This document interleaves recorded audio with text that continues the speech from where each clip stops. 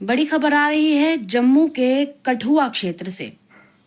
और ये बड़ी खबर कुछ इस प्रकार है कि जब चोर दान पात्र को तोड़कर उसमें से पैसे नहीं चुरा सके तो चोर उस पूरे दान पात्र को ही लेकर फरार हो गए। नमस्कार, आप लोगों का स्वागत है द अर्थ न्यूज में और मैं हूं साक्षी साहनी। एक खबर जो है जो कठुआ से सामने आई है और ये खबर आप लोगों के समक्ष रखने जा रही हूँ। कृपया ध्यान दीजिएगा और गौर से सुनिएगा क्योंकि बात हो रही है कठुआ की।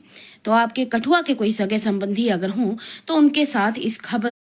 तो कठुआ शहर के पटेल नगर में श्री राधा कृष्ण मंदिर में चोरों ने दिन दहाड़े निशाना बनाकर मंदिर परिसर में लगे हुए दान पात्र पर अपना हाथ साफ कर दिया।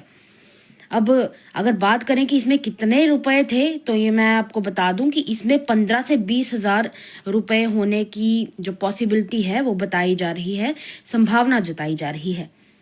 ये घटना हुई है सोमवार के दिन दोपहर को, वो भी दिन दहाड़े। आप देखिए चोरों का जिगरा जो है वो कितना बढ़ चुका है कि उन्होंने दिन दिहाड़े दोपहर के 2 बजे के आसपास ये समय जो है वो बताया जा रहा है जब उन्होंने चोरी की इस वारदात को अंजाम दिया।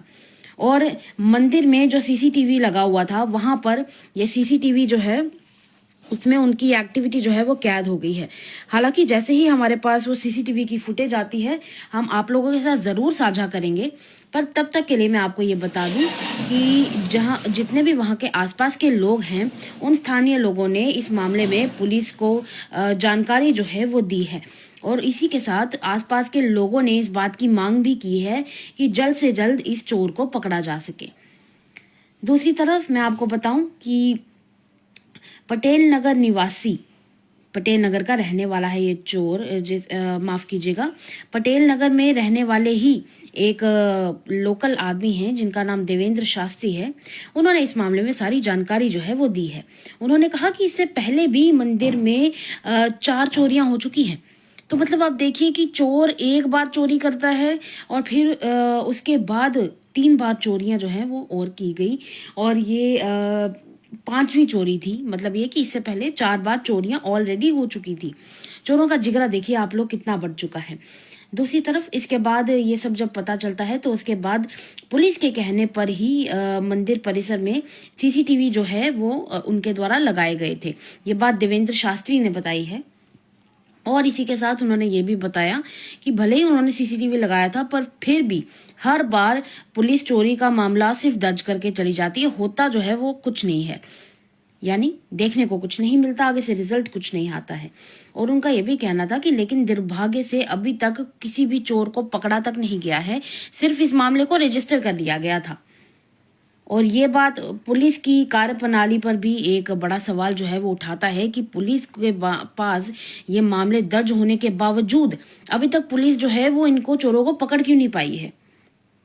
दूसरी तरफ मैं आपको ये भी बता देती हूँ कि उन्होंने ये भी कहा कि हर रोज शहर में कहीं ना कहीं चोरी जो है वो होती रहती है। ये बात हो रही है कठुआ के पटेल नगर की। वहां पर कई बार चोरी जो है वो कहीं ना कहीं होती ही रहती है, पर पुलिस जो है वो वहां पर मूक दर्शक बनकर देखती रहती है, यानी तमाशा देखती रहती है और लोगों के लिए कोई सोल्यूशन नहीं निकाल कर लाती। और अगर पुलिस ने सीसीटीवी फुटेज सौंपने के बाद भी चोर को नहीं पकड़ा, ये वहां के देवेंद्र शास्त्री का कहना है और वहां के लोकल का कहना है। उन्होंने कहा कि अगर ये सीसीटीवी फुटेज पहुंचाने के बाद भी पुलिस अगर चोर को नहीं पकड़ती है तो सारे लोग आसपास के जो हैं वो वहां पर धरना दे देंगे और पुलिस प्रशासन के खिलाफ प्रदर्शन करेंगे।